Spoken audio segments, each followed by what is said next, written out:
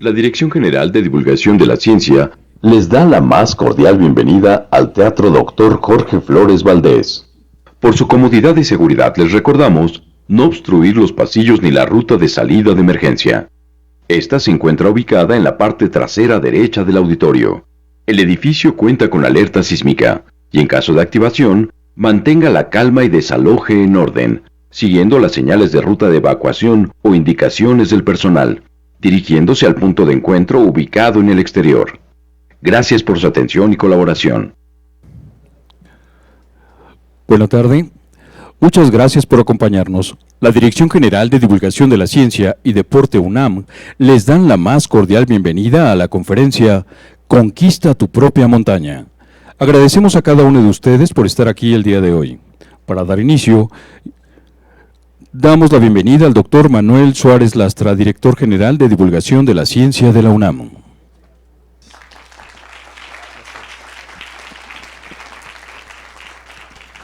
Bueno, pues muy buenas tardes a todas y todos. Bienvenidos y bienvenidas a la Dirección General de Divulgación de la Ciencia, que la mayoría de ustedes conocen como Universum.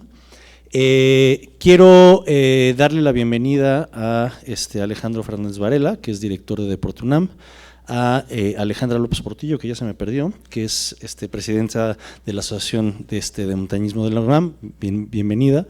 También por aquí está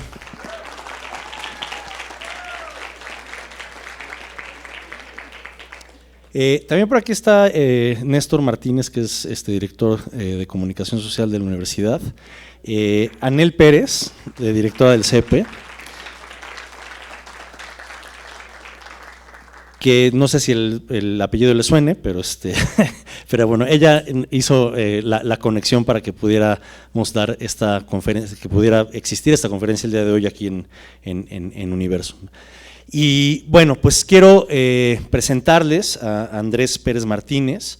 Él es licenciado en Administración de Empresas por la Universidad Anáhuac, ha cursado diversos diplomados y actualmente es director de Promoción Empresarial, que es una compañía de capacitación que ha formado a muchísimas personas desde hace ya casi 3 décadas.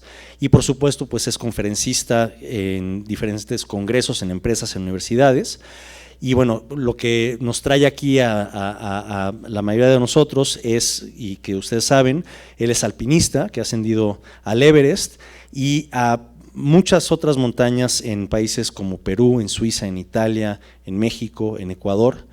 Ha tenido una labor muy activa en entrevistas en diferentes medios de comunicación, televisión y radio.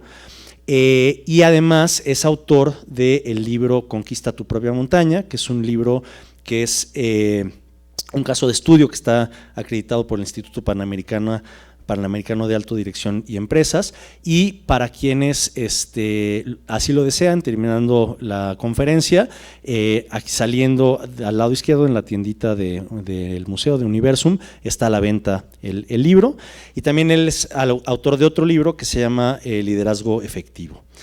Entonces, bueno, pues la verdad es que nos emociona muchísimo poder tener a Andrés. Muchísimas gracias, Andrés, y bienvenido muchas gracias por estar aquí con nosotros. Los voy a dejar con un pequeño video introductorio y terminando el video, Andrés subirá al escenario para dar su plática. Muchas gracias.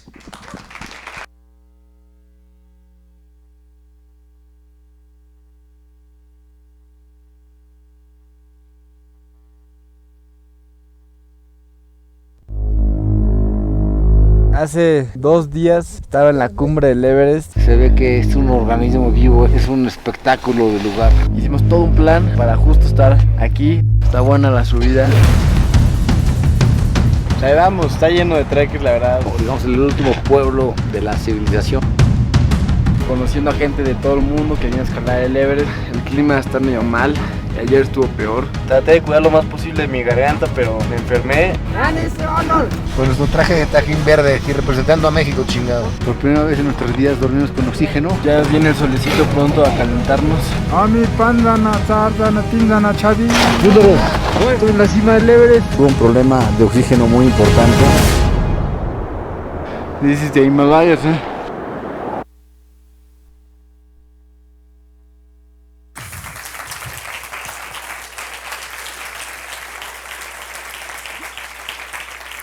Gracias.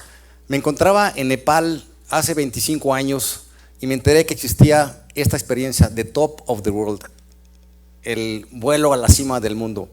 Así que, como me gusta la montaña, decidí tomarlo. Salimos entonces del aeropuerto de Katmandú y en 30 minutos aproximadamente ya estábamos volando por arriba de los grandes picos de la cordillera del Himalaya, la más alta del planeta. Y el piloto dijo: en pocos minutos veremos el Everest del lado izquierdo, así que me seguiré un poco más, regresaré para que los que están ubicados en el lado derecho del avión puedan ver también el Samargata, como se conoce allá en Nepal. Así que estaba observando con cuidado y de repente se ven ahí los grandes vecinos, el Choyu, el Makalu, el Lhotse y en medio el gran gigante, el Everest. Y lo que sucedió conmigo fue que me desvanecí, empecé a llorar de ver el impacto de esa bestia ahí frente a mis ojos. Y créanme, yo de adulto casi no he llorado, no es que sea muy llorón, pero se me salieron las lágrimas de ver el punto más alto de la tierra. Y mi reflexión en ese sentido fueron dos. Una, qué impresión de progreso del hombre como especie, de poder llegar a acariciar la cima más alta del planeta. Y por la otra, pues admirar y reconocer la gran aventura que los mejores alpinistas de esa época habían hecho para poder cristalizar sus grandes sueños y acariciar la cumbre del Everest. Y sobre todo de este par de hombres, Edmund Hillary, neozelandés, y el nepalí Tenzing Norgay, quienes hace 71 años, hoy un 29 de mayo, a las 11:30 de la mañana, llegaban entonces a la cima del Everest.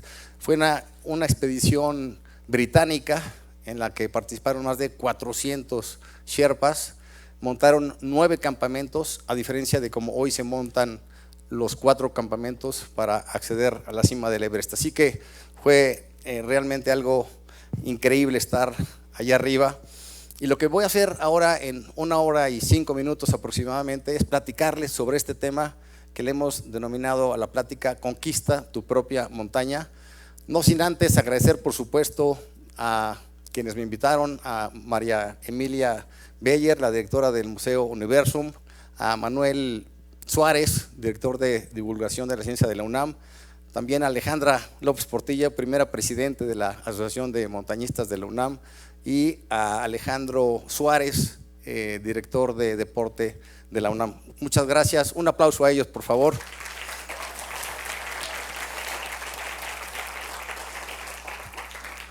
Y bueno, tengo 2 objetivos: compartir esta aventura de andar por las montañas para poder llegar entonces al Everest, y sobre todo también compartir elementos que considero claves para que cualquier persona que tenga un gran proyecto lo pueda concretar. Así que antes de iniciar, les voy a pedir de favor si se pueden poner de pie y vamos a mover un poquito los hombros hacia adelante, unas 3 o 4 veces, por favor. Y después moveremos un poquito los hombros hacia atrás. Y ahora giraremos la cabeza de izquierda a derecha unas 4 o 5 veces para aflojar el cuerpo. Ahora un poquito también moveremos la parte de arriba del cuerpo, la cintura. Y esto es para prepararnos para este ejercicio que les voy a pedir que hagamos. Antes de que lo haga, nada más síganme, por favor. Vamos a poner los pies a la altura de los hombros, estando parados. Tienen que acordarse, por favor, en dónde están poniendo los pies, porque al final de la plática vamos a regresar a este ejercicio. Van a estirar la mano y antes de que lo hagan, van a girar todo lo que puedan, todo, y hasta donde lleguen. Acuérdense hasta dónde están llegando. Tengan como referencia otra persona o algún punto del teatro, ¿vale? Entonces hagamos el ejercicio, lleguen a su máximo, a su límite, ¿vale? Entonces giremos al máximo todo lo que das y acuérdate de hasta dónde llegas, ¿vale? Bueno, muchas gracias. Si gustan sentarse. Y bueno, todo empezó cuando llevé a mi hijo al Chitle, tenía 3 años, así que subimos este volcán que está al sur de la Ciudad de México, abajo de la Jusco, como ustedes saben. Subimos en media hora, vimos el cráter precioso y ya de regreso a casa me dijo mi hijo: papá, me encantó el Chitle, llévame a todas las montañas del mundo. Así que, buena noticia, empezamos a ir al campo, al bosque y más adelante a subir pues las grandes montañas de México del eje neovolcánico, el Nevado Toluca, la Malinche, el Iztaccíhuatl cuando él tenía 12 años y finalmente subimos al Pico de Orizaba cuando él tenía 13 años. Y ahora sí, dijimos, pues vamos a las grandes montañas del mundo y fue el Kilimanjaro donde iniciamos y ahí Andrés a sus 13 años se convirtió en el latinoamericano más joven en subir al techo de África. Y dijimos, bueno, vamos ahora al punto más alto de Europa Occidental, el Mont Blanc. Típicamente esta montaña se sube en 3 días. Nosotros dijimos, hagámosla en 2 para meterle un poquito ahí de exigencia al cuerpo. Nos fue muy bien y entonces al bajar dijimos, tenemos la capacidad para subir el Everest. Así que establezcamos como meta que para mayo del 2023 estaremos allá arriba. 4 años más adelante. Entonces, curiosamente, seríamos la primera pareja padre e hijo en subir al Everest y la quinta en la historia de subir como cordada padre e hijo a esta montaña. Así que voy a compartir 17 aprendizajes. El primero, por cierto, todos estos aprendizajes ya los conocen, los han visto varias veces. Yo lo que les pido es que abramos nuestros canales de percepción y los veamos desde otra perspectiva, y lo más importante es que con que un tema, un nuevo principio, un nuevo aprendizaje que les comparta, que lo vean de otra forma y los lleve a la acción, ya valió la pena esta conferencia, ¿vale? Entonces, si vamos a estar en esta vida una sola vez en este mundo, tenemos capacidades, tenemos energía, pues qué mejor que pensar y actuar en grande.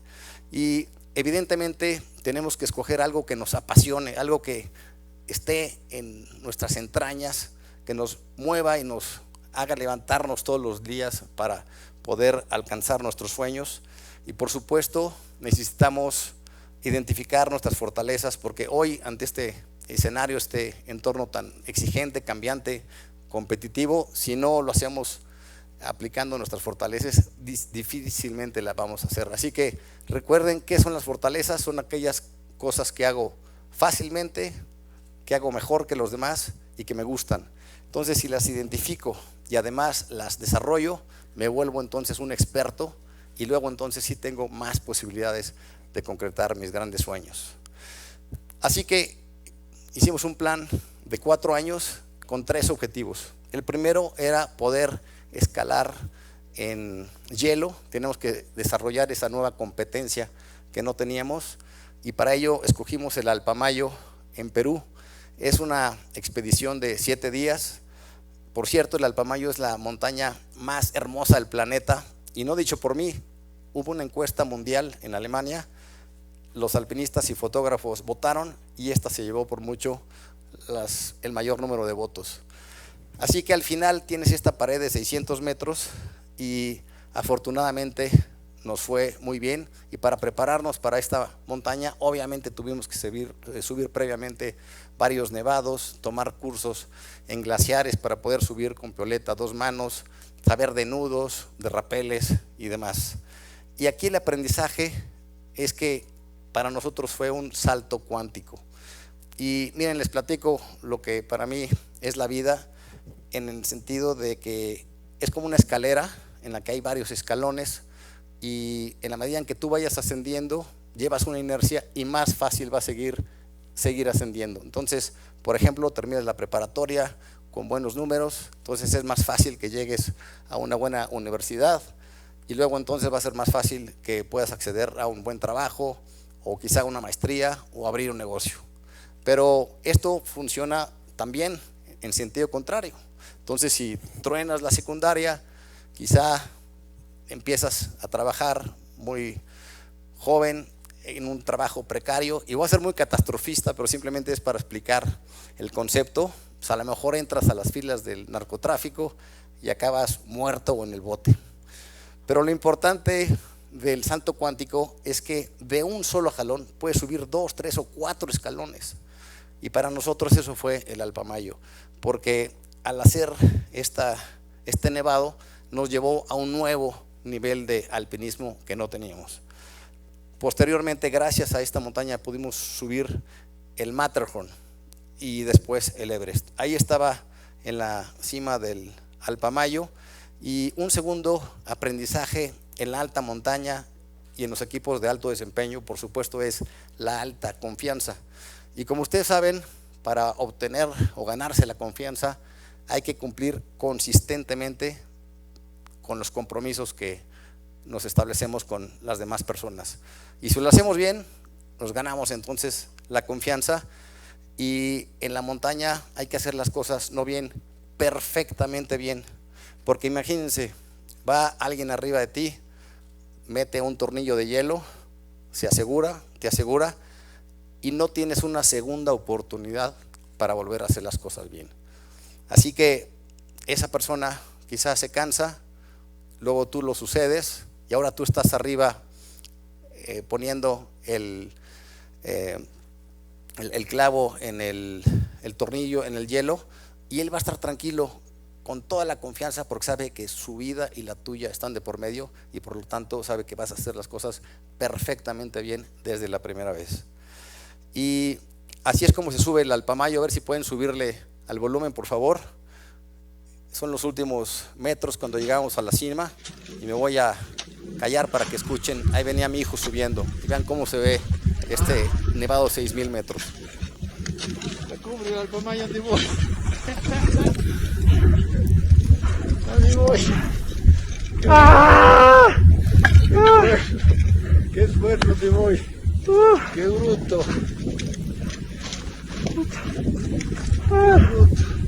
¿Cómo lo ves?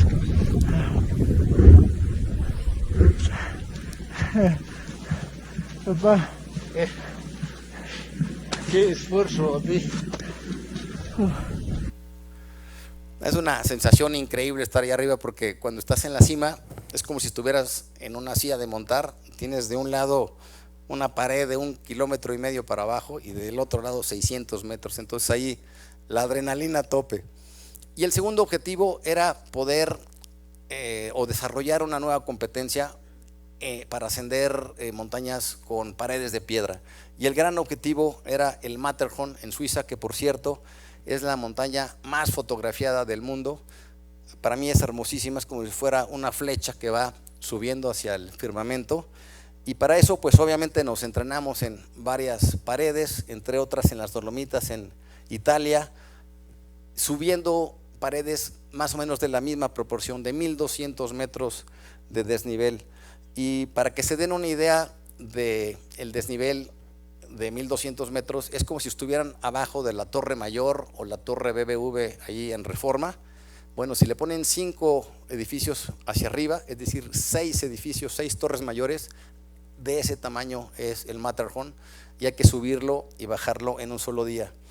Y por supuesto es una montaña hermosa, pero al mismo tiempo es intimidante, porque estás allá abajo y se ve así con ese color oscuro de piedra y con hielo. Entonces la verdad es que también te impacta.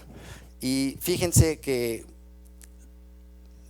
hay 2 tips que yo les doy para que puedan superar los miedos, porque finalmente en todos los proyectos que tenemos en la vida, de repente puede aparecer ahí el miedo, y creo que estos 2 tips pueden ayudarnos. El primero es que debes de echarte cubetadas de ideas positivas y evitar que entren las ideas negativas. Y fíjense, para subir esta montaña, el primer día caminas como unas 3 horas y llegas más o menos al refugio que está por aquí.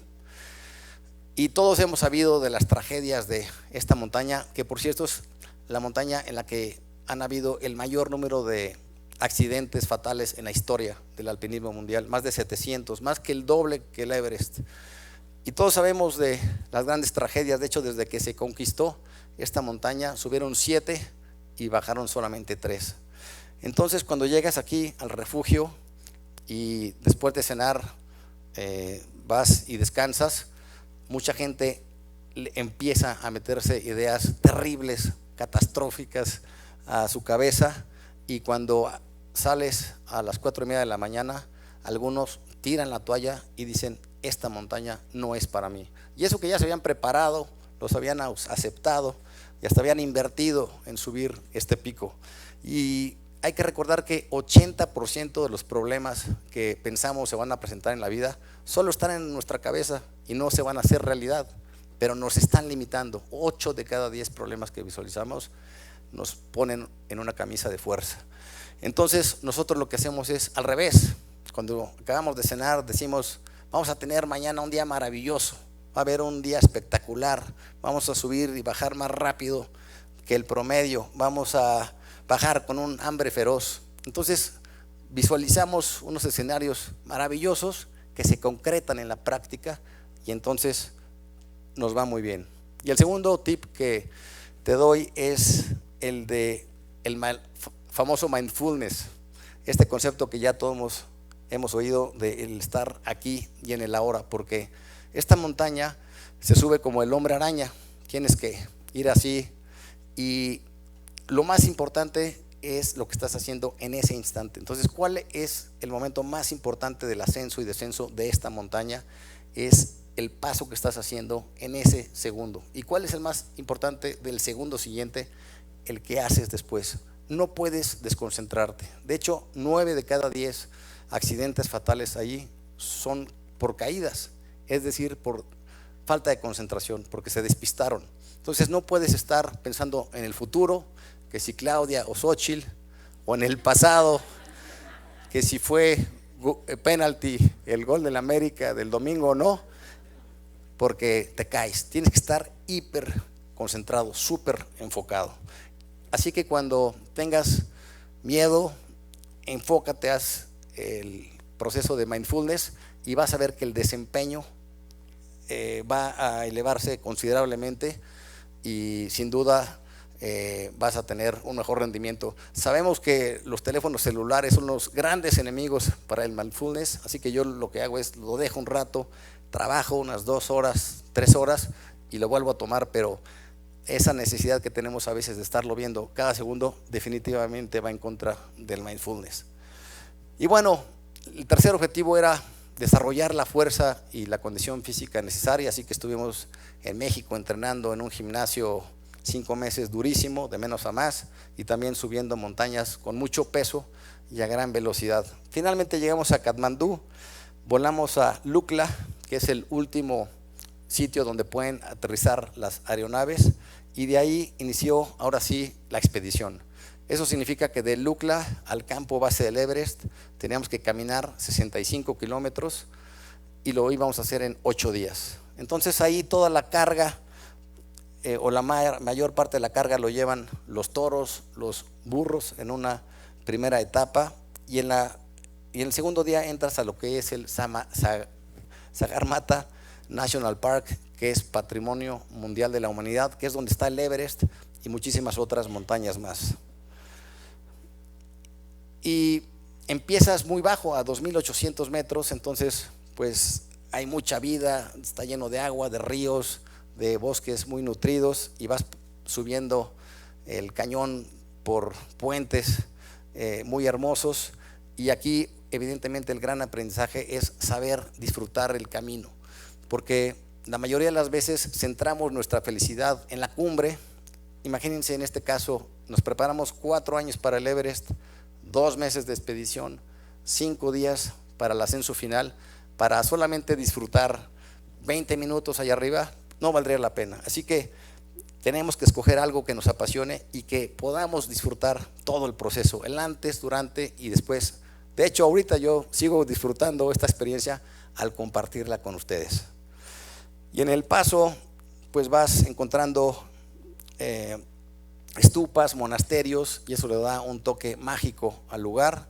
Y finalmente, al tercer día, llegas a ver el Everest, que es esto no es el Everest, y estás a 65 kilómetros y te cuestionas, ¿Tendré la fuerza, la capacidad para llegar hasta allá arriba?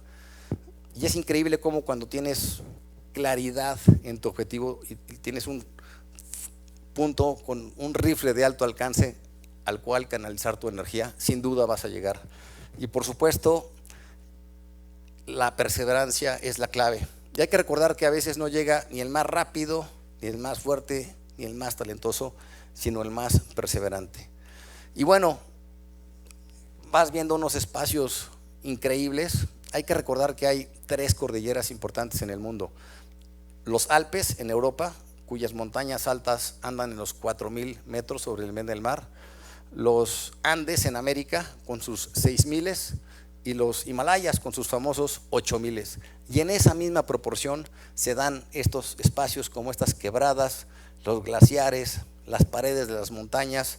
Aquí quizá no se aprecia, pero hay 2.5 kilómetros aquí de la base hasta la cima del Nuptse. Es algo impresionante lo que se ve ahí cuando ves los 8,000. Y al cuarto día llegas a lo que es el Memorial, que es un espacio en donde familiares y amigos de alpinistas que han muerto les hacen muchos monumentos de piedra con mensajes en metal para recordarles y venerarlos. Y es un motivo evidentemente de reflexión para saber si efectivamente tienes la capacidad física, mental, emocional y técnica para seguir adelante. Y para mí lo más importante es creer en ti. Y si me dices cuál es la cualidad número 1 y la única que necesitas para subir el Everest o para concretar cualquier gran sueño, es creer en ti, porque en esa medida vas a ir resolviendo todas las adversidades que se te van a ir presentando. Así que la seguridad en ti mismo es fundamental y por supuesto ser optimista. Y aquí hay que recordar que ante un mismo escenario, ante unos mismos hechos, el optimista ve oportunidades y el pesimista ve problemas. Y además la gente ama estar con la gente optimista porque ahí ve oportunidades de crecimiento, de desarrollo, de construcción. Y además fíjense que el optimista está comprobado en su lenguaje cotidiano, en su comunicación de todos los días, emplea 5 veces más calificativos en positivo que la gente normal. Así que a todas luces conviene ver siempre el vaso medio lleno. Ya casi llegando al campo base, prácticamente toda la carga se pasa a los yaks, estos animales hermosos que viven entre 4 y 6,000 metros sobre el nivel del mar, y gracias a su pelaje pues pueden soportar las nevadas y el frío intenso. Finalmente llegamos al campo base, que está a 5,400 metros. Eso significa como estar arriba del Popocatépetl, y ahí va a ser nuestro hogar por las próximas 7 semanas. Y si pudieras ponerlo en un círculo, el diámetro sería más o menos de 2 kilómetros. Lo cruzas más o menos en 1 hora, porque obviamente no hay un camino claro, hay que ir bordeando y es muy irregular. Y vamos a estar ahí más o menos como 1,700 personas. Entonces imagínense abastecer este pueblito temporal, porque se monta a principios de abril y se desmonta a finales de mayo. Así que lo que haces al llegar es conocer gente, te divides más o menos por grupos de 25 personas, entonces ahí estás conviviendo con alpinistas de todo el mundo, descansas 2 días y después tienes que escoger alguna montaña cercana para seguir aclimatando tu cuerpo, ahora a 6,000 metros. Así que nosotros escogimos el Lobuche, un 6,100, y estábamos entonces ya en las entrañas del Himalaya, rodeados de 360 de nevados hermosos. Y parte del objetivo en esta microexpedición de 4 días era, por una parte, probar nuestro equipo, porque las botas que usamos de 3 capas prácticamente se usan solamente en el Himalaya, entonces hay que sentirlas y otros elementos de montaña también. Pero lo más importante es lograr una alta colaboración con los Sherpas, porque ahí va a ser un Big Brother con ellos de 7 semanas, así que más vale que te la pases bien, que haya sinergia, que haya una gran convivencia y una gran cooperación. Estaban ahí Shambu y Pasang, 2 sherpas. Hay que recordar que los sherpas son estas personas que viven en comunidades en zonas muy altas en el Himalaya, más de 3,000 metros desde hace muchísimos años, y por lo mismo se han aclimatado muy bien, tienen excelentes habilidades de montaña y hoy son típicamente los guías de los alpinistas internacionales, y como pueden cargar mucho peso, también ayudan en la alta montaña, pues sobre todo cargando tanques de oxígeno. Y bueno, así es como se sube el Everest. Sales del campo base, subes a campo 1 en aproximadamente 7 horas, duermes, luego al campo 2, duermes, campo 3, duermes, campo 4 y llegas a la cima y bajas en 2 o 3 días dependiendo. Pero antes de subir debemos validar que tenemos una muy buena comunicación, porque aquí no pueden haber errores. Así que yo sé que esta no es una plática de comunicación, pero me gustaría, si les parece, hacer un paréntesis y de alguna forma identificar 3, 4 elementos clave de comunicación. ¿Les parece? Bueno, porque además vas a estar, insisto, con gente de todo el mundo y sobre todo con los sherpas, que muchos de ellos no hablan inglés o hablan muy poco, así que no puede haber error en la transmisión de mensajes. Así que les pregunto, ¿quién es el responsable de que el mensaje le llegue a la persona? ¿El que emite el mensaje o el que recibe el mensaje? ¿Quién es el responsable? El que emite el mensaje, ciertamente. Sin embargo, la mayoría de las veces nosotros preguntamos, ¿me entendiste? Y si te responde la persona que no, le decimos, eres un baboso. Le estamos dando la responsabilidad a la persona, cuando en realidad debemos ser nosotros los responsables. Entonces yo les invito a que a partir de hoy mejor cambiemos la pregunta y digamos, ¿me expliqué? Y si te dice que no, entonces tú eres el baboso y debes mejorar tus habilidades de comunicación. ¿Y cómo se hace? Pues hay que usar el medio, el lenguaje y el estilo del receptor. Y si no lo conozco, le pregunto. Entonces tengo que saber cómo es ese interlocutor en su estilo o un grupo de interés y adecuarme a él, ¿no? Si le voy a escribir por mail o por WhatsApp o telefónicamente o a través de una reunión presencial, si voy a ser muy detallado en el mensaje o súper directo, de tú, de usted, en fin, pero me tengo que empatar a su estilo. Y por supuesto, en un mensaje importante debo de responder a estos cuestionamientos: qué, cómo, cuándo y para qué.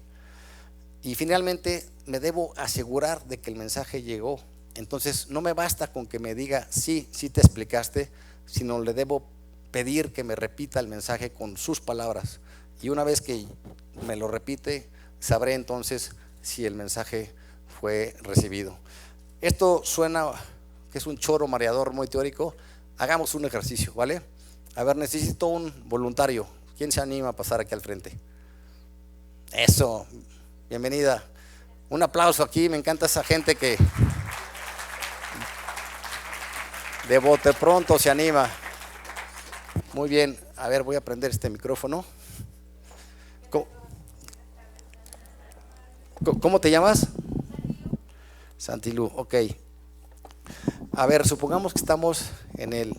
A ver, sí, aquí te paso el micrófono. Sí, gracias. Supongamos que estamos en el campo 3, así que nos vamos para acá para que no tapemos aquí la imagen. Sí. Estamos en el campo 3, vamos a ir al campo 4 y este es el tanque de oxígeno, ¿ok? Sí. Entonces te voy a pedir, ¿dijiste Anilú? Sandilú. Sandilú. Sandilú. Oye, Sandilú, te pido que por favor lleves este tanque de oxígeno mañana a campo 4, a más tardar a las 11 de la mañana, en la tienda 10, porque al llegar lo necesito para usarlo y no morir.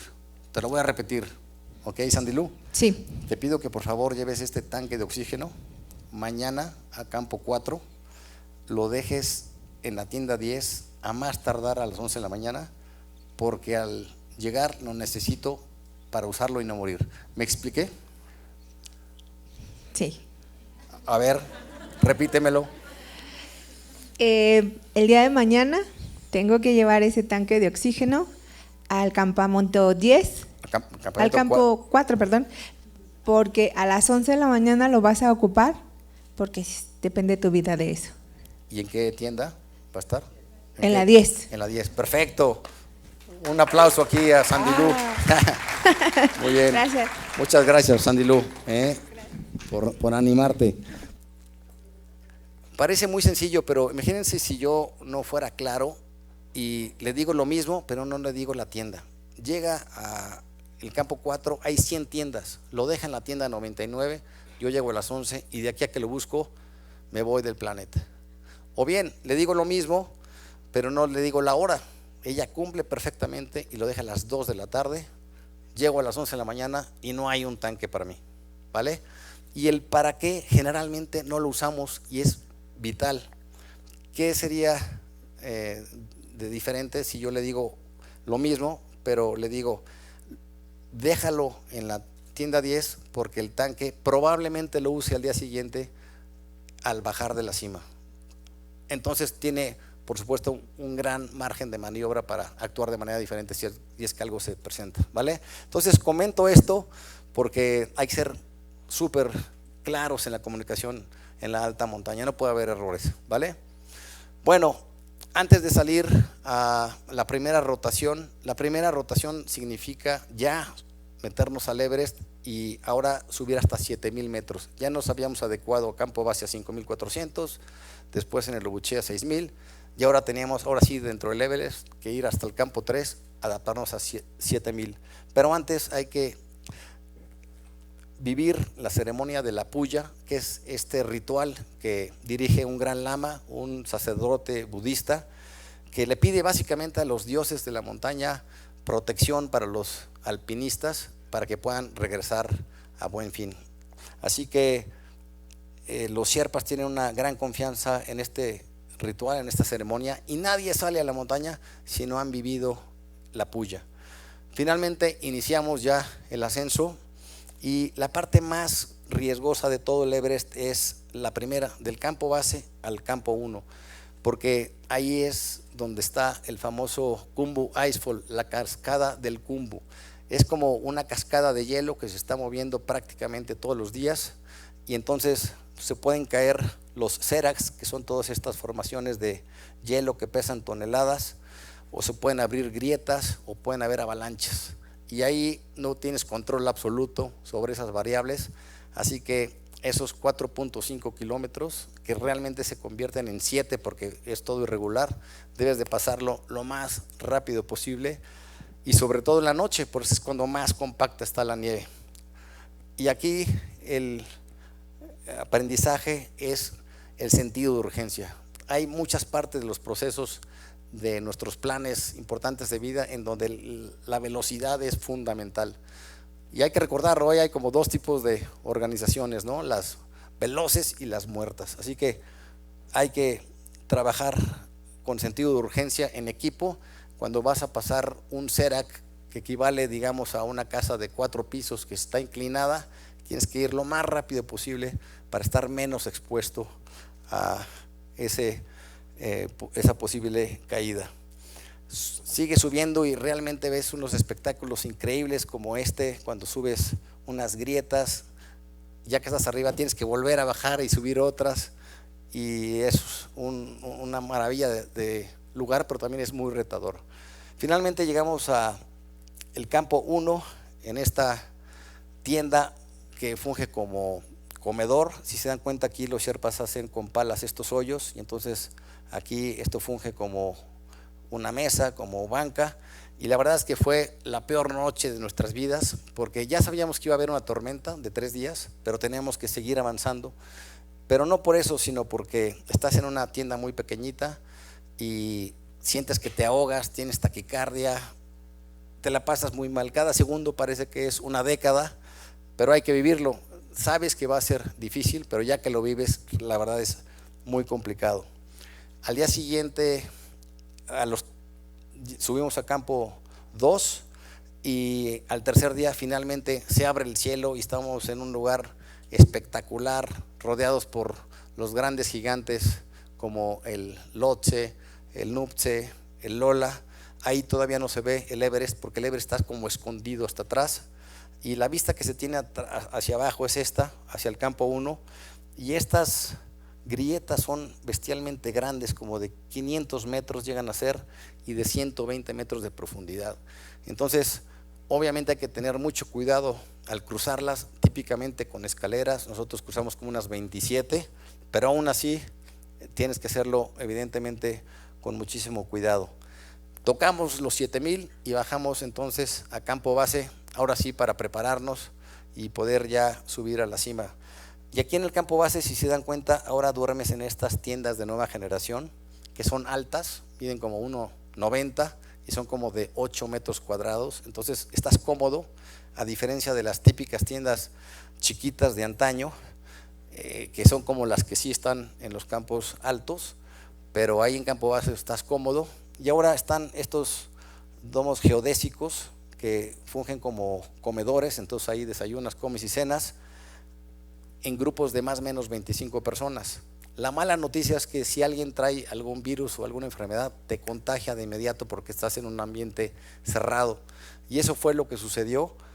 Una persona trajo algún virus, nos contagió al 60% de la gente que estábamos ahí. Y como decías, Alejandra, en tu webinar, no sé si fuiste tú o tu compañero, cuando estás a 5400, tu cuerpo está, digamos, en estado de alerta máxima, y si tienes alguna afectación, sobre todo en las vías respiratorias, te puedes complicar, te puede dar una neumonía y te puedes ir muy rápido. Entonces hay que bajar sí o sí, lo más rápido posible. Así que nosotros bajamos a Periche, 2 días caminando 20 kilómetros para poder sanarnos. Así que estuvimos en un microhotelito ahí y nada más salíamos de el cuarto al microrestaurante y de regreso durante 8 días, porque si salíamos nos podía de alguna forma afectar, porque viene aquí el viento muy rápido y helado del Khumbu, del glaciar más alto del mundo. Entonces había que protegerse del viento. Finalmente nos recuperamos y salimos de regreso hacia el campo base, y obviamente aquí hay que considerar este tema famoso de la resiliencia, que como ustedes saben implica que debas regresar a tu situación original lo más rápido posible. Es decir, un cuerpo resiliente, como ustedes saben, es un popote que si tú lo doblas, es decir, si lo modificas de su situación original y lo sueltas, regresa rápidamente. Entonces, mientras más rápido regresemos, más resilientes somos, y nosotros aquí salimos con muy buena actitud para ahora sí ir hacia la cima. Así que ahí regresamos a campo base, 20 kilómetros para arriba. Dormimos un día para descansar, agarramos las chivas y salimos hacia la cima. Y algo muy importante, y es un gran aprendizaje en la montaña, es ser eficientes, porque como ustedes saben, todo gramo cuenta en la montaña. Si tú vas en tu mochila cargando cosas que no vas a usar, te vas desgastando innecesariamente. Imagínate que vas a llevar una chamarra de 400 gramos. Ya en el ascenso final, 5 días, 23 kilómetros, esa chamarra, esa mala decisión te puede costar la cima e incluso la vida, porque la segunda causa de muerte más importante en el Everest es el cansancio extremo. Entonces eso significaría un desgaste innecesario. Así que hay que ser súper selectivos y seleccionar únicamente lo que te genere valor y dejar fuera todo. Así que si hiciéramos un símil en la empresa, en la organización donde estamos, pues debemos dejar todo aquello que afecte la velocidad de los procesos, lo que aumente los costos, lo que afecte el clima organizacional, lo que afecte el ambiente laboral, lo que afecte la productividad. Así que yo les invito a que todos los días hagan esa escena en su mente de que se están poniendo la mochila y van a ir con lo elemental, ligeros, para que entonces el objetivo del día se cumpla bien, y luego entonces más pronto que tarde se cumpla la gran meta, ¿vale? Y un ejercicio, porque aquí tiene que ver también con dejar fuera actitudes que nos restan energía. ¿Qué dejarían fuera en su mochila que le resta vida, que le resta energía? Digamos, en una organización, ¿qué actitudes dejarían fuera? La queja, perfecto. Falta de colaboración. ¿El qué? El pesimismo. Dos más. Malos hábitos. Falta de trabajo en equipo, perfecto. Todo eso hay que dejarlo fuera, la postergación, la crítica, ¿verdad? Y en la medida en que en una organización dejemos esas actitudes fuera, sin duda la mochila va a ir ligerita y el desempeño va a ser superior. Y bueno, finalmente iniciamos ya ahora sí el ascenso final hacia la cima, y como ustedes saben, te encuentras con estos cuellos de botella en puntos clave, porque hay lugares en donde puede subir y bajar solamente una persona a la vez. Entonces es pues muy complicado, porque tú vas caliente, digamos cerrémoslo a 38 grados, y te frenas y estás en la parte baja a menos 35, en la parte alta a menos 42 grados. Entonces no lo sientes cuando vas caminando el frío, pero cuando te frenas, en pocos segundos ahora sí que te empieza a calar el frío, y por eso es tan peligroso el estar aquí entrampado en estos cuellos de botella, así como los que iban a venir hoy, porque estaba totalmente repleto el teatro y se quedaron ahí en la manifestación entrampados. Pues así sucede en la cima del Everest. Y por cierto, imagínense esa situación, pero más arriba, ya con el tanque de oxígeno, y se te está desperdiciando el oxígeno innecesariamente. Llegamos a campo 2 y nosotros, como nos habíamos enfermado, subimos en el último día de la ventana, que fue de 5 días el año pasado. La ventana, hay que recordar que la ventana es este espacio de buen clima, sobre todo de poco viento, en el que sí puedes subir a la cima. De otra forma es prácticamente imposible. Así que, como subimos en el último día, cuando llegamos a campo 2, ya venían de regreso los que habían intentado llegar a la cumbre, y la verdad es que las noticias no eran muy halagadoras. Venía un compañero, por ejemplo, de Serbia, que se había quedado ciego porque cuando atacó la cumbre no se pudo poner los gogles porque estaban congelados, y amaneció, no se los pudo poner hasta más tarde, y evidentemente pues con el frío, el viento y la luz reflejada en la nieve, pues se le afectó la córnea y a bajarlo. Una chica tenía los dedos de los pies congelados, otro los dedos de las manos, y una chica de Costa Rica, que también convivimos mucho con ella, era la mejor atleta de Costa Rica, una gran ultramaratonista, Ironman, y cuando estaba en campo 4 le dio una crisis de pánico, porque cuando estás allá arriba, ahora sí que en la zona de la muerte te sientes muy vulnerable, y hay gente que de repente pum, no puede controlar su mente, sus emociones, y entra en ataques de pánico, se empiezan a ahogar, y es ahí cuando hay que saber manejar la mente, hay que saber autocontrolarte. Entonces pues a bajar aquí a ella, que por cierto dijo voy a regresar al Everest, y acaba de subir hace 2 días nuevamente al Everest, pero ahora sí hasta la cima, ya pudo manejar la parte emocional. Y ayer en campo 2 los helicópteros de rescate hacen una labor vital, están subiendo y bajando en esos días todo el tiempo, y gracias a ellos pues no hay más fatalidades. Afortunadamente bajan a gente que tiene principios de edema cerebral, edemas pulmonares, congelaciones, crisis de pánico y demás. Entonces mis respetos a esos helicópteros, que están considerados como los mejores del mundo porque viven o vuelan en situaciones críticas. Y bueno, seguimos ascendiendo, llegamos a campo 3 y nos tocó una chulada de tarde con un clima maravilloso, sin viento, un espectáculo.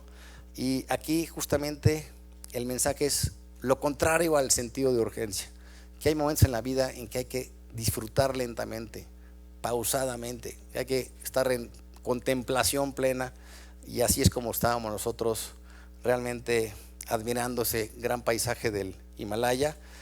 Y por otra parte estábamos arriba del Pumori. Este Pumori es un 7100. Cuando estás tú en el campo base, que más o menos está aquí, lo ves hacia arriba y dices, esta bestia, este triángulo, ¿quién diablos lo ha podido subir? Y hay muchos alpinistas, es una montaña muy complicada, pero se ve tremendamente grande, y es increíble cómo pasa el tiempo y poco a poco vas ascendiendo, llegas a 6100 al campo 1, después a 6700 a campo 2, y cuando ya estás aquí en campo 3 estás a 7,300 arriba del Pomori y dices, wow, qué impresión, cómo es, insisto, cuestión de perseverancia. Ahora bien, tú estás en la tienda y cuando te asomas y ves hacia la cima y dices, ah caray, me faltan 20 horas para llegar a los 8,848. Así que todo depende de dónde lo quieras ver. Seguimos subiendo, no sin antes ponernos los tanques de oxígeno, y no nos los vamos a quitar por los próximos 3 días. Así es. Ahí ya te ponen la mascarilla y fíjense cómo es increíble el ser humano. Cuando tienes la necesidad, te adaptas sí o sí de inmediato. Porque si yo te doy esta máscara y el tanque y te digo, oye, úsalo y mañana me lo regresas, a los 10 o 15 minutos vas a decir, no puedo, no resisto tener este oxígeno tan seco y esta sensación de que me estoy ahogando. Pero ahí cuando estás hecho pedazos, te cae como anillo al dedo. Así que al día siguiente salimos rumbo al campo 4, ahí se ven las colas de la gente que seguramente lo han visto mucho, y finalmente llegamos a los 8,000 metros a las 2 de la tarde y tenemos que salir ese mismo día a las 9 de la noche. Porque una vez que estás en la zona de la muerte, que es a partir de los 8,000 metros, debes estar el menor tiempo posible, porque como ustedes saben, hay 25% del oxígeno que hay aquí en esta sala. Así que mientras menos estés, más posibilidades tienes de subir y bajar en buenas condiciones. El tema es que llegamos al campo 4 y había 100 tiendas y había una libre, entonces, que era la nuestra, y nos metimos 5 monigotes con nuestros tanques de oxígeno, con nuestras mochilas, en una tienda de 2. Entonces estábamos así. Ahora sí que le podemos dar una cátedra al presidente Bukele de cómo sí se puede descansar en las cárceles hacinados. Y bueno, pues a descansar el mayor tiempo posible en esa tarde de 2 a 9, y hay que restarle el tiempo de que tienes que derretir la nieve, hidratarte, comer, preparar las cosas. Pero bueno, finalmente salimos a las 9 de la noche y como a los 40 minutos, ya en una pendiente rumbo al balcón muy empinada, venían bajando a un cadáver de un alpinista que había muerto unas horas antes, y pues es una llamada a la reflexión, la última, en la que debes saber, y evidentemente ya todos lo sabemos con anticipación, de que estás en alto riesgo y nadie te puede ayudar y solamente prácticamente dependes de ti mismo. Así que seguimos, nos sentíamos muy bien y finalmente nos amanece en el balcón, una vista espectacular, prácticamente todo el mundo a nuestros pies, es una sensación maravillosa. Y llegaba la última parte muy retadora para llegar a la cima sur, y ahí es en donde tienes que sacar tu poder mental, porque evidentemente tu cuerpo te dice, hasta aquí llegué, déjame en paz, no me estés fastidiando, y entonces debes sacar la casta.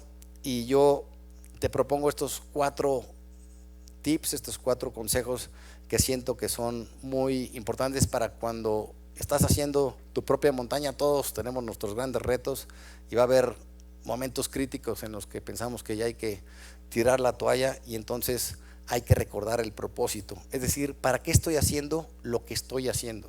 Y en nuestro caso era concluir un proyecto de familia de alpinismo de 4 años y teníamos que llegar a la cima del Everest sí o sí.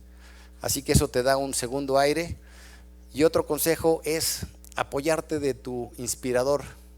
Creo que todos tenemos en nuestra vida a una persona que nos ha inspirado siempre, que nos ha apoyado incondicionalmente. Puede ser un padre, una madre, un abuelo, un jefe, un amigo, incluso alguien que ya no esté en esta vida, pero que desde chiquito siempre estuvo ahí. Es más, hagamos un ejercicio si les parece. Yo les pido si cerramos los ojos, por favor, y pensemos en una sola persona, la más importante, aquella que nos ha inspirado siempre, que nos ha ayudado incondicionalmente, y traten de visualizar algún momento crítico en su vida. En mi caso, por ejemplo, subiendo hacia la cima sur, esa última subida durísima, y entonces a ese gran inspirador, al más importante, tráiganlo en su mente, en el presente, y que esté a su lado, hombro con hombro, alentándolos, ayudándolos, para que ustedes saquen ese extra, esa energía adicional para poder concluir con esa situación crítica, ¿vale? Si quieren abrimos los ojos y les quiero preguntar, y que seamos muy honestos, ¿pueden levantar la mano quienes sí identificaron a su inspirador? ¿Quiénes sí? Perfecto, muy bien. No todos, hay gente que desgraciadamente no tuvo esa oportunidad, pero bueno, los que lo hemos tenido, pues hagan este ejercicio cuando estén ahí claudicando y sacan la casta, van a ver cómo si genera mayor energía. Por supuesto, dividir el objetivo en microobjetivos. Entonces, nosotros, por ejemplo, cuando estábamos allí en el campamento 3 y tenemos que ir al campamento 4, son 8 horas, ni siquiera se ve el campamento 4, no sabes si vas a llegar y dices, pues mira, yo no sé si llego al campo 4, pero esa roca que está ahí, por supuesto que le doy un pegue, y te echas 2 horitas y llegas entonces a esa roca y dices, no se ve todavía el campo 4, faltan 6 horas, pero hasta ese último montículo de nieve sí llego, y así te vas. Entonces divides el gran objetivo en pequeños trozos y lo puedes comer más tranquilamente. Y el último tip es tener un coach o un mentor, alguien experto que te ayude a esta labor de generar mayor poder mental. Hay que recordar que un coach es una persona que quizá no sabe nada de tu actividad. Por ejemplo, en este caso puede ser alguien que no tiene idea de la montaña, pero que es un gran preguntólogo, como dicen los españoles, es decir, que hace preguntas inteligentes para que tú mismo vayas respondiendo a tus inquietudes. Y un mentor, a diferencia, es alguien que sí es experto en tu industria, en tu actividad, y que te puede entonces acortar esa curva de aprendizaje y puedes ser mucho más eficiente en el andar en ese proyecto. En nuestro caso sería un guía. Por ejemplo, el guía que contratamos para subir el Matterhorn había subido esa montaña 220 veces. Imagínense lo que es subir con él, el riesgo se disminuye bestialmente. Llegamos a la cima sur, esta es la última foto que tomé, y mi hijo se sentó en un montículo y sin querer echa la cabeza para atrás, mueve el regulador y el poco oxígeno que quedaba en su tanque se vacía. Así que a los 2 minutos empezó a sentir un hormigueo, después empezó a ver un túnel. Dicen que eso sucede siempre con las personas que se les va el oxígeno. Le gritó al Sherpa, pero como estás hasta arriba de una arista, no se oía. Afortunadamente el Sherpa voltea, lo ve, sabe que estaba en peligro, toma el último tanque de oxígeno que estaba ahí, regresa, se lo conecta y bienvenido a la vida otra vez el Andy Boy. Eso duró como 7 minutos. Dicen los expertos que si se tarda 15 minutos se va de esta vida. Por eso no hay que cometer errores ahí en la zona de la muerte, es peligrosísimo. ¿Y qué creen? Llego yo y me dice el Sherpa, ya no hay oxígeno para ti. ¿Cómo? Sí, ya no hay tanques de oxígeno para ti. Aquí deberían de estar y ya no hay. Así que si sigues hasta la cima, que era nada, 90 metros, vas a perder la vida. Así que tienes que bajar. ¿Y qué fue lo que sucedió? Que nosotros, recuerdan que subimos en el último día de la ventana. Bueno, los que subieron en el día 2, 250 alpinistas en campo 4, tuvieron que quedarse una noche más porque el clima cambió. Entonces consumieron 250 tanques que no les correspondían, eran para los que íbamos al final, y por eso pues los que íbamos en el 5.º día, muchos tuvimos este problema. De hecho venía un camarógrafo con nosotros que cuando llegó con nosotros al campo 4 no había ya tanque para él y se tuvo que bajar, ni siquiera pudo intentar hacer cima. Así que yo sinceramente estaba muy frustrado. Esto fue lo que sucedió. Salimos del campo 4 del Collado Sur, subimos al balcón, subimos a la cima sur y me faltó a mí este pedacito por una cuestión ajena a mí, y realmente estaba muy triste durante varios días, semanas. Compartí en redes sociales lo que me había sucedido y un comentario de alguien me cambió la perspectiva y me dijo, Andrés, eres un afortunado por haber llegado a los 8,750 metros. Olvídate de los 90, goza ese privilegio que has tenido de estar en la segunda cima más alta del mundo después de la cima central. Este punto es más alto que el K2, que la segunda montaña más alta de la Tierra, y tiene toda la razón. Cambié ahí entonces la forma de ver ese hecho, y entonces agradecí a Dios, agradecí a la vida la oportunidad que me dio de llegar ahí. Y cuántas veces no tenemos todo y no lo identificamos, no lo reconocemos y nos estamos quejando de lo que no tenemos. Tenemos a veces familia, techo, alimento, educación, relaciones afectivas significativas y demás, y nos estamos quejando por esa casa de campo que no tenemos, o esa maestría que no hice, o ese viaje que no he podido hacer. Así que hay que siempre agradecer, y en ese sentido creo que vamos a tener una vida mucho más plena. Mi hijo siguió y en 50 minutos estaba ahí en la cima con Shampoo.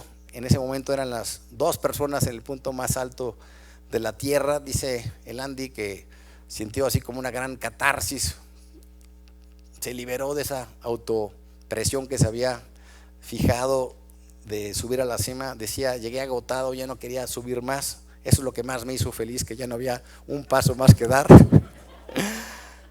Y estuvo ahí como 20 minutos, y al bajar vieron a una persona que estaba ahí sentada. Su tanque se había agotado el oxígeno, su Sherpa lo había abandonado, estaba balbuceando.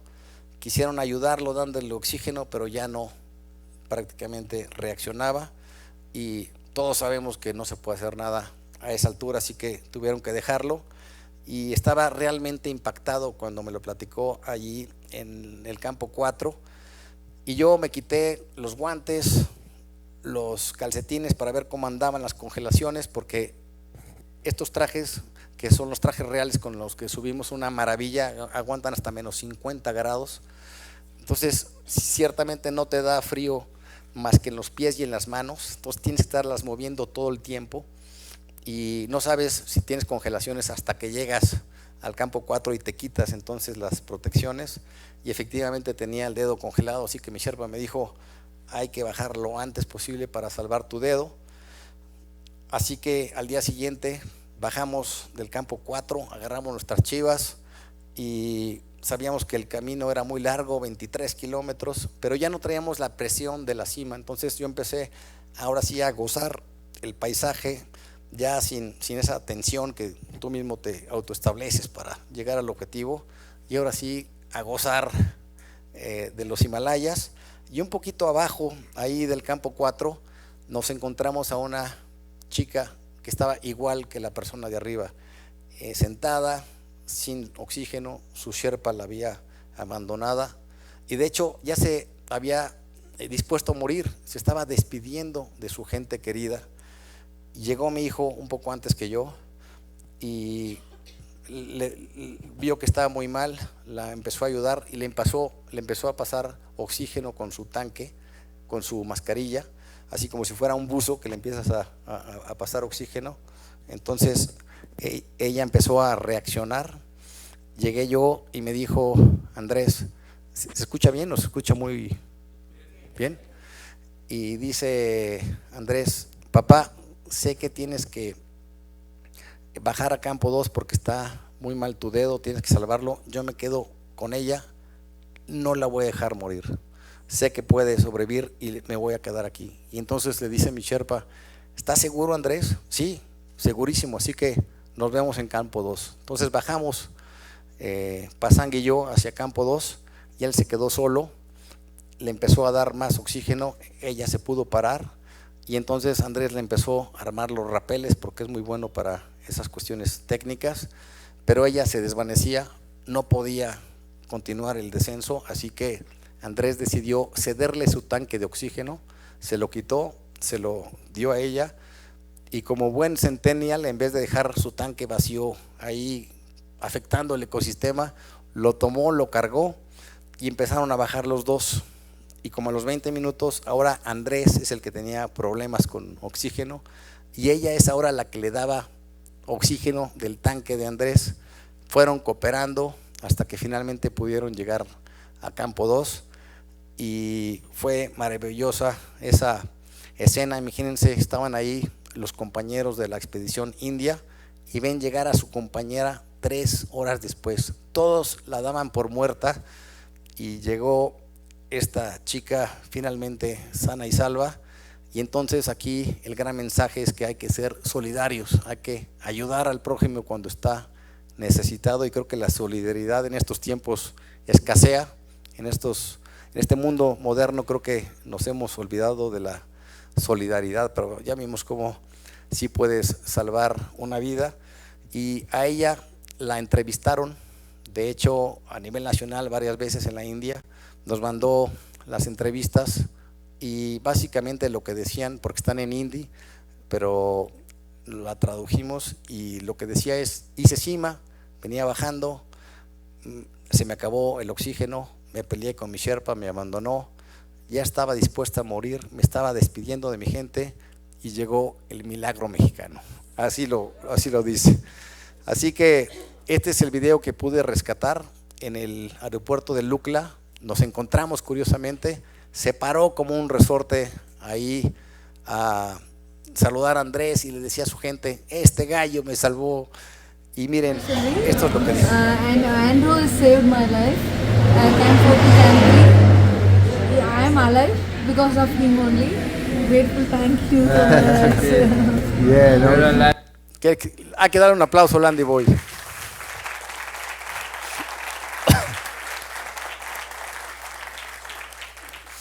Si decía: yo estoy viva gracias a él. Y sí, imagínense, ayudar a alguien que no conoces, poca gente, pero ayudar a alguien que no conoces poniendo en riesgo tu vida, yo sinceramente no conozco a nadie, así que pues mi mayor respeto aquí para el Andy Boy. Y bueno, yo llego al Campo 2, me quito el calcetín y mi dedo estaba más hinchado y más oscuro porque se está muriendo literalmente. Así que el líder de los Sherpas dice: hay que hablar a campo base para que venga un helicóptero a rescatarte, y nos responden que no va a volar nadie porque había una microtormenta en el Campo 1 y nadie quería poner su helicóptero en riesgo. Así que me dice el Sherpa: ni hoy ni mañana porque va a haber tormentas, hasta dentro de 2 días puede venir por ti un helicóptero. Entonces yo tenía el dilema de bajar ese mismo día caminando de Campo 2 hasta Campo Base en 6 horas, exponiendo más mi dedo al frío pisando la nieve, o quedarme en el Campo 2, que no está tampoco calientito, está a menos 35 grados, pero por lo menos estás adentro la mayor parte del tiempo en la tienda. Entonces no sabía qué hacer, y a las 2 horas nos mandan un mensaje de radio en el Campo Base y dicen: acaba de llegar un piloto y está dispuesto a subir por ti, así que prepárate y en 20 minutos te subes al helicóptero. Yo dije: wow, agarré todo mi equipo, y cuál sorpresa, que era Simone Moro, uno de los grandes himalayistas de todos los tiempos, quien fue por mí. Este hombre, Simone Moro, es un alpinista que subía los 8000 en invierno. Él conquistó por primera vez 4 8000 en invierno, y ha visto obviamente congelaciones todas, y ha perdido a varios amigos, así que sabe lo que es estar en esas condiciones. Así que decidió arriesgarse por mí, llegó a Campo 2, y en vez de volar hacia abajo, hacia Campo 1 y después hacia Campo Base, empezamos a volar hacia arriba. Yo dije: ¿qué haces? De hecho pasamos arriba del Campo 3 y todavía subió 100 metros más, 7400, puso en riesgo al máximo el helicóptero y a nosotros, pero era la única forma de, digamos, hacer vuelito para poder pasar por arriba de la microtormenta del Campo 1 y poder descender. Así que mis respetos a este hombre.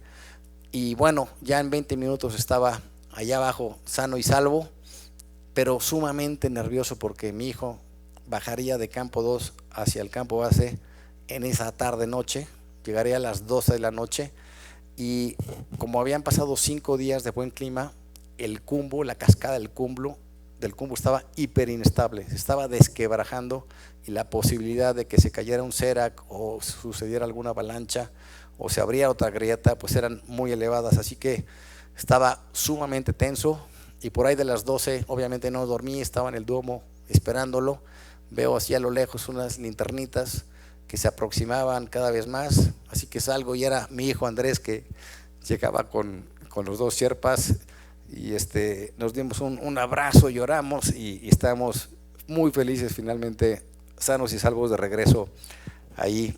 Así que al día siguiente hubo tormenta y al segundo día ya reunimos todos nuestros equipos, si se dan cuenta ya estaba prácticamente desmantelado en campo base, nos despedimos de una manera muy afectuosa de toda nuestra gente que nos apoyó y volamos directamente a Katmandú, fuimos directamente a la Gran Estupa, este templo que es Patrimonio Mundial de la Humanidad, a practicar la gratitud nuevamente y agradecimos a la vida por 3 razones. La primera, porque habíamos llegado sanos y salvos al punto de origen, esa es la verdadera cumbre en los Himalayas, poder llegar sanos y salvos de donde sales.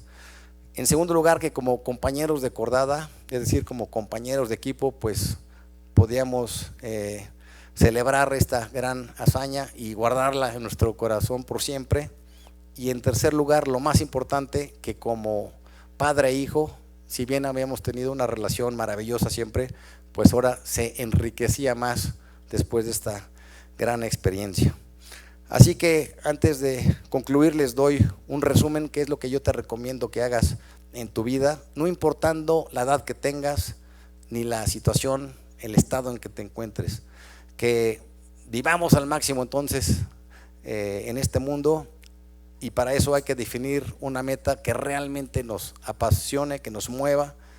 Hay que recordar utilizar nuestras fortalezas, que es la única forma en la que podemos ser competitivos, armar un plan estratégico detallado con objetivos, estrategias, tácticas y pasos, pero hay que recordar que ese plan representa tan solo el 1% del éxito de cualquier proyecto, porque el 99% del éxito es la ejecución, la puesta en marcha. Así que hay que accionarlo con disciplina feroz y, por supuesto, les decía, disfrutar el camino, que si no, no vale la pena hacer un proyecto importante. Y incluso si por algo no estás disfrutando el camino, vale la pena de cambiar de meta y finalmente, si se puede, alcanzar tus objetivos.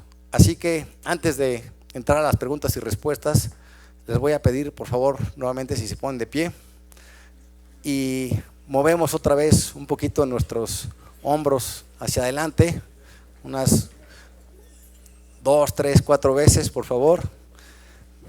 Después hacia atrás, nos empezamos a aflojar el cuerpo un poquitín, movemos la cabeza izquierda, derecha y ahora un poquito la cadera y nos preparamos entonces para repetir lo que hicimos, ¿vale? Vimos 17 aprendizajes, 17 conceptos que de una u otra forma nos deben ayudar a concretar nuestros grandes sueños. Quizá la más importante, creer en ti para superar tus límites. Así que esa es ahora la encomienda, meter en nuestra cabeza que vamos a superar nuestro límite que establecimos hace una hora. Así que yo te voy a pedir que te pongas otra vez los pies a la altura de los hombros, justamente donde los fijaste al inicio de la plática, que estiremos el brazo y nos vamos a doblar, pero con la decisión mental de que vamos a superar esa referencia de hace una hora, ¿les parece? Y quien lo haga, yo le pido que se dé un fuerte aplauso, porque eso significa que pudiste superar tus límites y que has encontrado elementos que te permitan en en un porcentaje elevado, concretar tus grandes sueños, ¿vale? Entonces hagamos el ejercicio, adelante, doblémonos y si llegas mucho más, date un aplauso.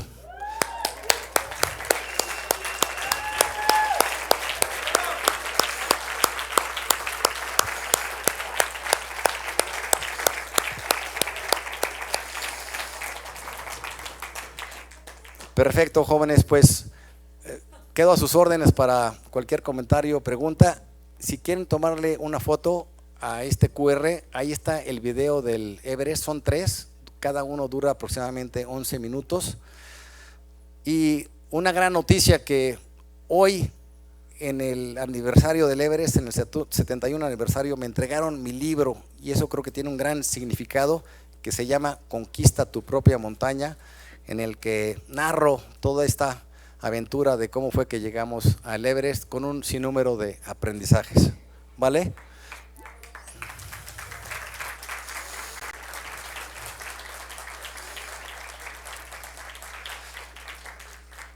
Y bueno, si hay preguntas, comentarios, encantado de tratar de resolverlas, ¿vale? Sí, adelante.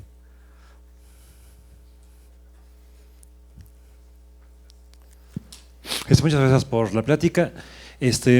Conforme lo iba mostrando, iba poniendo los retos, todo lo que estaba alrededor, tanto lo físico como lo ambiental.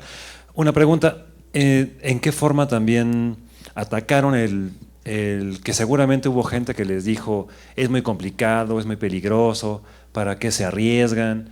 Digamos, ¿cuál fue la forma de superar o de pues dejar o convencer o simplemente continuar en el camino? Gracias. Pues fíjate que creo que algo que hicimos bien fue justamente desarrollar nuestra capacidad de resistencia de menos a más, en el sentido de que empiezas a subir, como viste, el pico de Orizaba, y luego cada vez montañas más grandes, más exigentes, con mayor grado de dificultad, y entonces eso te va desarrollando esa capacidad de resistencia que es clave en el Everest, de tal forma que cuando llegas ya preparado no te quiebras. Y fíjate, mucha gente sí le sucede, muchos europeos o incluso algunos norteamericanos que llegan sin esa preparación de hacer expediciones largas previas, a veces tiran la toalla incluso en el campo base, porque cuando estás a 5,400 por 2 meses, que es lo que dura la expedición, estás en una situación incómoda, en un clima agreste, durmiendo mal, no estás con tu Netflix ni con tu cubita junto. Entonces, pues mucha gente después de 2, 3 semanas dicen, no aguanto más, no puedo seguir aquí. Entonces yo creo que tiene que ver, la respuesta específica sería con preparar tu mente con experiencias previas de menos a más, para que cuando llegues al gigante no lo veas como un gigante imposible de acceder, ¿vale? Sí. Sí, no. Mira, en toda tu plática no has comentado realmente la importancia del trabajo de los sherpas, de los porteadores. Hay un libro que acaba de salir, un libro que acaban de anunciar en una revista famosa española, donde se habla de que los verdaderos héroes del Himalaya, ¿quién creen que son? Pues son los sherpas. ¿Por qué lo digo yo? Los sherpas son los verdaderos héroes del Himalaya, porque los sherpas son los encargados de poner todo, tiendas de campaña, cuerdas, tanques de oxígeno en los lugares indicados, ¿sí? Son los responsables de la logística y de la estrategia para lograr estos objetivos, ¿sí? Los turistas de montaña, como es el caso del compañero, ¿sí? Y le digo turista de la montaña por una sola razón, porque ellos no son capaces, ni él ni todos los que van en este tipo de expediciones, no son capaces de tomar decisiones, ¿sí? No son capaces de tomar decisiones. ¿Qué es lo que diferencia a un turista de la montaña a alguien que planea su ruta, que carga todo su equipo, ¿sí? Y cargar todo su equipo es decir, cargar tiendas, cargar cuerdas, cargar todo, y hacerse responsables de abrir una ruta para llegar a una cumbre, ¿sí? Hoy el mundo ha cambiado, sí, cierto, qué bueno que hay estas opciones. Yo felicito al compañero porque tuvo empeño, tuvo dedicación, ¿para qué? Para subir una montaña. ¿Cómo? Utilizando todos los recursos que existen hoy en día, ¿sí? Para lograrlo, ¿sí? Pero eso no lo deja de ser un turista de la montaña. ¿Por qué hago este hincapié? Porque todavía hay montañistas verdaderos, alpinistas que se pueden salir de la cuerda y caminar por un lado, cosa que en el Everest no se les permite. Y no se les permite porque Un turista que no es capaz de actuar por independencia no puede de ninguna forma separarse de su seguro, que es la cuerda, ¿sí? Esto es la verdad, esta es mi opinión y bueno, espero que no te molestes. No, gracias por compartirlo. Y desde tu punto de vista tienes cierta razón, aunque no la comparto en todo por lo siguiente. Uno, yo he reconocido la labor siempre de los porteadores y de los sherpas, y lo he publicado y digo, los héroes son ellos, por supuesto, pero en esta ocasión se murieron 18 personas.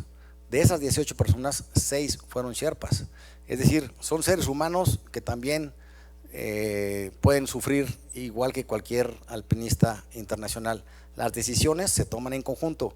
Hay que estar ahí para comprender en 360 grados la situación y entonces tener quizá otras opiniones.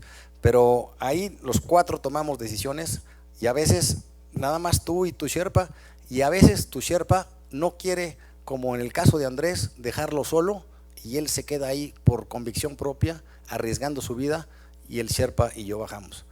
O cuando estábamos en la cima y quedaba un tanque de oxígeno y Andrés decidió seguir con el sherpa, cuando ellos ya no querían arriesgarse porque ya no teníamos reservas. Entonces, ojo con los puntos de vista. Solamente quienes hemos estado ahí podemos, yo creo que, opinar con mayor precisión. Lo relevante es que uno, sí, son los grandes héroes porque es su modus vivendi. Por cierto, una persona de Nepal que trabaja en una expedición del Everest gana 7 veces más que lo que gana un nepalí durante todo el año. Es decir, es una fuente de ingresos para este país pobre brutal. Hay que verlo así como una actividad profesional que se ha ahora sí que profesionalizado y que sí ayudan muchísimo al alpinista internacional, pero que también ellos la sufren. Insisto, 1 de cada 3 que murió este año fue un sherpa, ¿vale? Bueno, gracias. Hola, sí. Soy Embarca. A mí me surge una duda durante todo el proceso que nos vas narrando. Todo nace a partir también de ese amor que nace de tu hijo hacia las montañas. Y cada uno de los recorridos que tú vas haciendo con él no deja de ser tu hijo, ¿no? Durante todo este proceso de subir al Everest, ¿cuál es o cómo gestionas esa relación de padre e hijo, o a la vez que también es tu compañero y que también ahí se toman decisiones importantes para la vida de ambos? ¿Cuál es ese espacio que también le das a tu hijo en toda esa sinergia, o sea, toda esa gestión de la relación de padre e hijo y de compañeros durante todo el proceso? Sí, pues fíjate que tuvimos la gran suerte de que esta pasión por la montaña nos gustara a los dos. Yo, de hecho, desde chiquito me encantó. Yo a los 10 años subí el Popocatépetl porque mi papá nos entrenó a mi hermano y a mí y a unos amigos, y yo creo que he sido el niño más chiquito en estar allá en la cima del Popocatépetl, y entonces yo ya lo había practicado, me encantaba, y cuando lo practicaba de manera casual veo que a mi hijo le encanta y entonces lo hacemos juntos y con una gran pasión, y esa relación fue creciendo. Nos encantaba ir a la montaña, no solamente por la actividad misma, sino por la interrelación que se daba ahí en ese tipo de práctica, en esos momentos, y yo lo vi crecer técnicamente y como montañista desde chiquitito, y muchas de estas montañas realmente son exigentes. Por ejemplo, en el Alpamayo, Andrés al día de hoy es el más joven que ha llegado a la cima del Alpamayo con sus 17 años. Entonces, la relación es, digamos, superior cuando estamos en la montaña que cuando estamos aquí en la ciudad. Entonces, creo que cuando estás con cualquier compañero, más con tu hijo, estableces una profundidad de comunicación muy superior. Y específicamente de las decisiones, lo que nosotros hacemos es que tomamos las decisiones previamente. Abajo en el campo base vemos los posibles escenarios y ya establecemos las diferentes rutas para manejar cualquier variable que se pueda presentar. Por ejemplo, en el Everest, él ya que era mayor de edad, 19 años, un gran montañista, dijimos, oye, si cualquiera de los dos que va subiendo no puede seguir, pero el otro puede bajar sin la ayuda de quien puede seguir subiendo a la cima, nos despedimos. Si uno de los dos no puede seguir, pero requiere del apoyo del otro, se sacrifica y baja con el otro, porque finalmente una expedición, digamos, exitosa es cuando por lo menos un miembro de la expedición llega a la cima. De hecho, en el Everest eran 400 elementos para que llegaran solamente 2 personas. De hecho, en el K2 los italianos llevaron a 600 personas para que 2 personas llegaran a la cima, y luego entonces la expedición fue exitosa. Entonces, ese tipo de decisiones hay que tomarlas, pero no allá arriba, a 8.800 metros, sino hay que tomarlas tranquilo, con un cafecito, antes de iniciar el ascenso. ¿Va?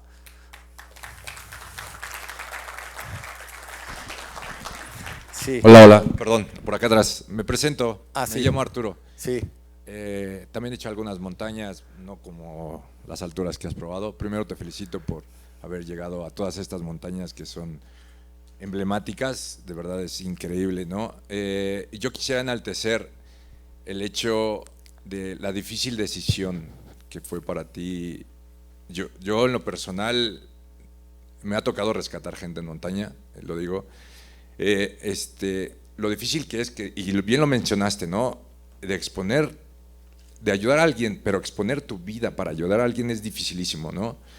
Pero también creo que se te estaba olvidando el hecho de que la decisión que tomaste tú para dejar a tu hijo tomar esa decisión, yo no me quiero ver en tus zapatos porque debe de ser una decisión súper difícil, y de verdad no sé si felicitarte o sea la palabra correcta, para dejar a tu hijo que tomara esa propia decisión, porque como padre debe de ser dificilísimo, ¿no? Y de verdad, eso es lo que yo me llevo de esta plática, y de verdad es una decisión muy, muy importante de dejar ser a nuestros familiares y tomar sus propias decisiones, porque difícilmente yo dejaría a un familiar, sabes, que arriesga tu vida por salvar a otra persona, no te dejaría. Muchas felicidades de verdad por tu plática y todas estas experiencias que tienes en la vida y que te han enriquecido a ti y a tu hijo, y felicítame a tu hijo también por todo esto. Muy bien. Sí, no, muchas gracias. Y fíjate que alguien como tú del IPADE escuchó la plática y justamente tenía ese cuestionamiento, y por eso elaboramos un caso de éxito, digamos, de esta expedición, y ahora se presenta en el IPADE con 3 principios. El primero tiene que ver con el empoderamiento, cómo empoderas a una persona, porque a él, como tú, le encantó este principio del empoderamiento, de cómo preparaste a tu hijo al grado de que pueda tomar una decisión de esa naturaleza, sobre todo cuando estaba en la cima sur y se fue sin mí porque ya estaba listo. Entonces, justamente ahí abordamos ese concepto, y tiene que ver con, yo creo que preparar a un, digamos, subordinado, hijo, colaborador, como le quieras llamar, dándole confianza, ayudándolo a crecer,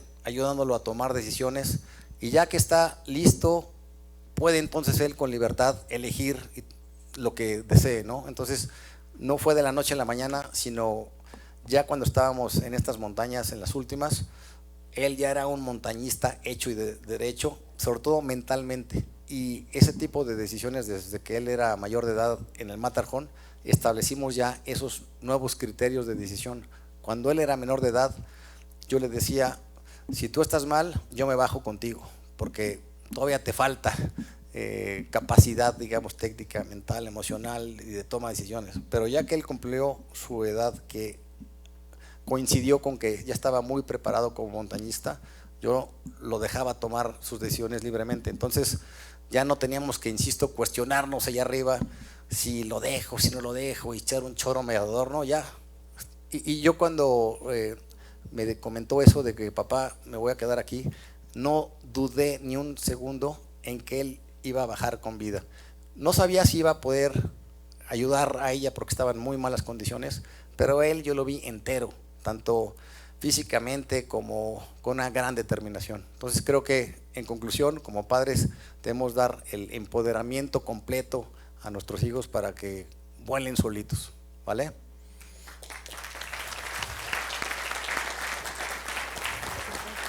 Sí.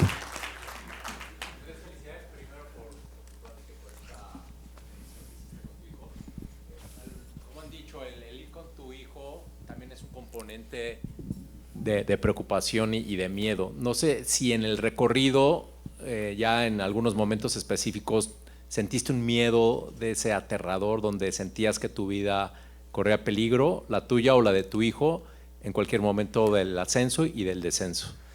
Sí, el miedo sí lo teníamos intensamente, digamos, en el Cumbu, en esta zona de gran inestabilidad, porque literalmente, digamos que estamos aquí y traemos el universo, sales, digamos, a la entrada y tienes el universo de hielo así, ya inclinado, y nada más es cuestión de que te persines y no te toque en ese momento.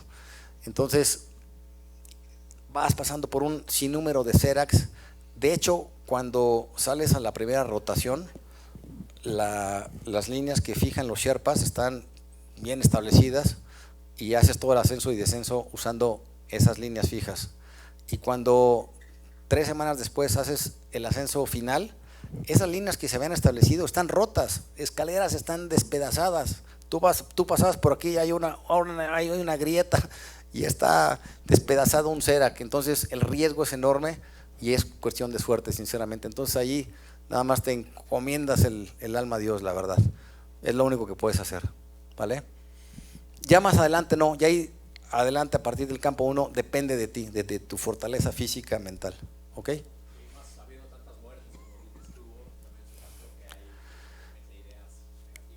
Exacto, de hecho, de lo más, digamos, importante para el manejo emocional fue cuando estábamos ya a punto de salir a nuestro ascenso final, nos enterábamos por radio que Chuchito, Pedrito, compañeros con los que habíamos coincidido ahí, con los que habíamos establecido una buena amistad, habían fallecido. De hecho, las 2 personas más fuertes de nuestro equipo murieron. Entonces tú dices, oye, este hombre húngaro que había hecho todas las montañas y el K2 murió cerca de la cima y el otro, creo que de Kazajstán también, dices, wow, ¿qué me espera a mí? Entonces yo creo que es saber manejar muy bien tus emociones, tu temple y seguir adelante, ¿vale? Sí. Muchas gracias y bueno, primero que nada agradecerte la experiencia que nos has compartido y yo tengo, bueno, me surgieron 2 dudas.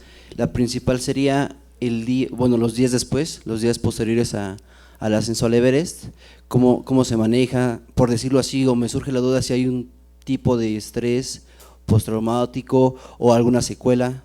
Obviamente tú mencionas que agradeces mucho la experiencia y que te sirve de aprendizaje, pero si hay algún aspecto que tú consideres que todavía trabajaste de manera psicológica o hasta física. Y de ahí también la segunda pregunta, si me lo permites, mencionaste que te quedaste a 90 metros. Obviamente estás muy agradecido, no cualquiera llega a los 8,750 metros que comentaste, pero la segunda pregunta también sería, ¿te has planteado la posibilidad de en una segunda oportunidad llegar a la cima central? Muchas gracias. Sí, la primera, pues después del Everest o de cualquier gran montaña, por lo menos en mi experiencia, es que no quieres saber nada de montañas, quieres descansar, pasan unos días y luego viene la frase de mountain is calling again, ¿no? O sea, te está volviendo a llevar la montaña, pero yo no tuve, la verdad, ningún trauma o necesidad de ir con un psicólogo, pero sinceramente mi hijo sí. Mi hijo le afectó mucho ver a esa persona morir allá arriba en sus manos prácticamente, y de hecho este año íbamos a ir al K2. Yo ahorita estoy poniendo mi foco en subir el K2, la segunda más alta del mundo, y no pudimos ir este año porque no conseguimos patrocinadores, pero mi hijo dijo, yo no voy este año, no estoy preparado todavía porque me sigue afectando esa escena tan terrible que vi allá arriba.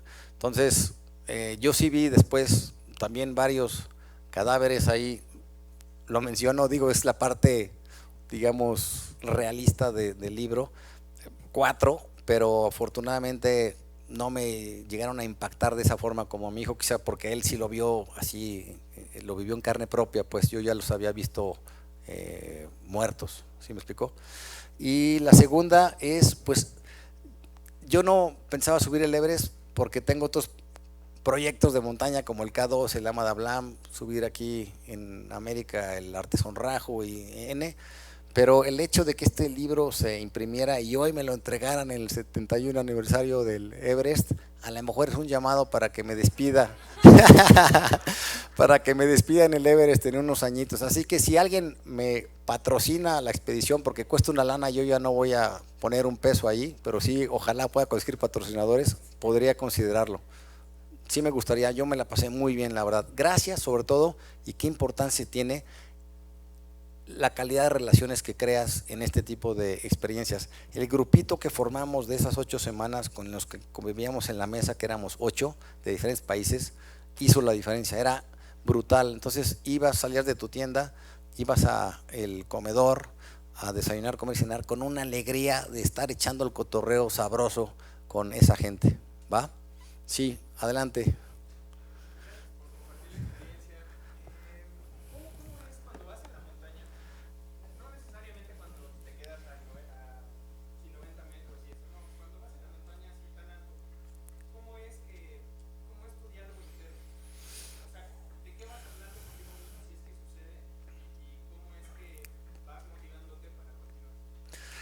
Sí, alguien me preguntaba en otra conferencia que de qué vas platicando mientras vas ascendiendo, y en esta montaña no vas platicando con nadie salvo cuando llegas a los campamentos. Entonces tú, una vez que inicias el ascenso, ni siquiera con tu Sherpa, cada quien va enfocado y ahora sí que tu comunicación es contigo mismo, y hasta que llegas al siguiente campamento, ahí todo el mundo se abre y comenta qué sintió, cómo le fue, qué vio y demás. Pero en esas 8 horitas que más o menos dura cada tramo, vas con un diálogo interior, y cuando yo voy ascendiendo, pues voy pensando en esta montaña, dependiendo de los tramos, ¿no? Pero en la primera es, o sea, qué riesgo, de repente dices, ¿en dónde estoy metido? Y tengo que dar todo, sobre todo en esos espacios de alto riesgo para poder salirme de la alta exposición. Y en otros tramos más tranquilos, como que disfruto entonces el ascenso en la montaña, pero yo como que me voy echando unos chorros mareadores de que sí puedes, adelante, adelante, o sea, un modo positivo, entusiasta para seguir avanzando. Ese es como mi diálogo interno, es sí puedes. Y ya cuando llegas, insisto, al campo, llega la chorcha y es padrísimo conocer las opiniones y los sentimientos de los demás. No sé si quieres 1 o 2 preguntas más o le paramos, tú dices. Creo que una más. Ok. Y cerramos. A ver, ¿sí? Andrés, ¿tenías una pregunta?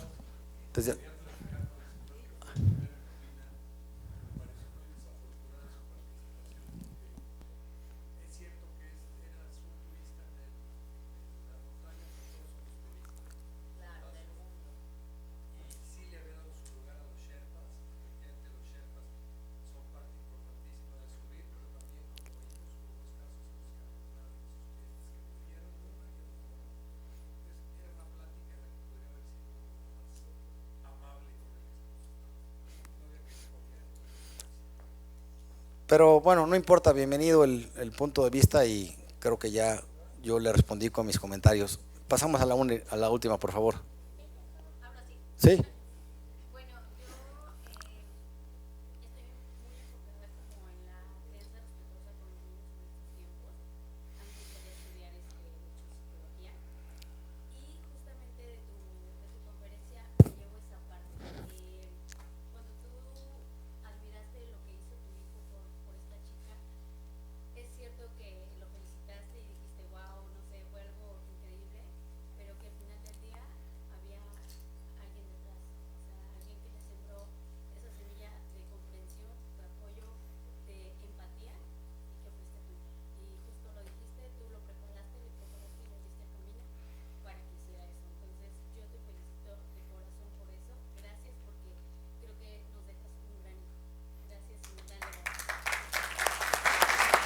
Gracias. Sí. Gracias por tus palabras. De hecho, nada más me gustaría llevarme 2 comentarios de algo que hayan aprendido, algo diferente que hoy les dejó la plática y que le puede servir para sus vidas. 2 voluntarios que nos compartan. Sí. Que todos tenemos montañas que vencer, físicas, espirituales, emocionales, y que estos tips se aplican en cualquier contexto, ¿no? Muchas gracias. Perfecto, muy bien, gracias. Sí.